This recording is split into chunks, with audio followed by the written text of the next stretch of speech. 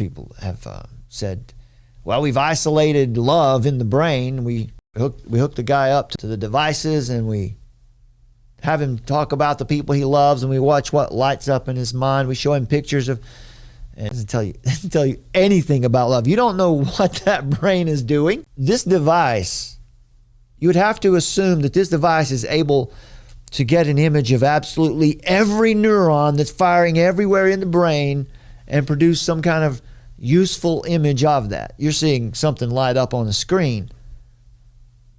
The ubiquitous question of interpretation must be remembered. The relationship between the mind and the brain must be honored and not reduced to mere mechanics. What does the fMRI really show us? The imagery can apparently indicate that a region of the brain is active at a particular moment in time and space. Like the cerebroscope is a notional device that records all activity of all neurons in the brain on a millisecond by millisecond basis. Fascinating, right? We're capable of getting a total representation of neural activity. But what are you actually seeing in the image or the graph? Certainly you're seeing some interaction between electromagnetism, radio waves on one hand, and on the other hand you see a graph hopping to the rhythm of active neural pathways. But what do those images actually say?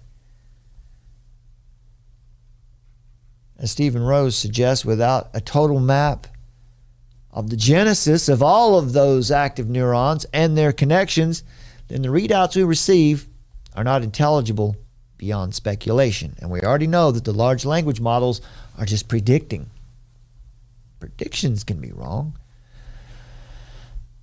For the cerebroscope to be able to interpret a particular pattern of neural activity as representing my experience of seeing a red bus, for example, it needs more than to be able to record the activity of all those neurons at this present moment over the few seconds of a recognition and action. It needs to have been coupled up to my brain and my body from the time I was conceived, or at least from the time I was born, so as to be able to record my entire neural and hormonal life history. Then and only then might it be possible for it to decode neural information in some meaningful way.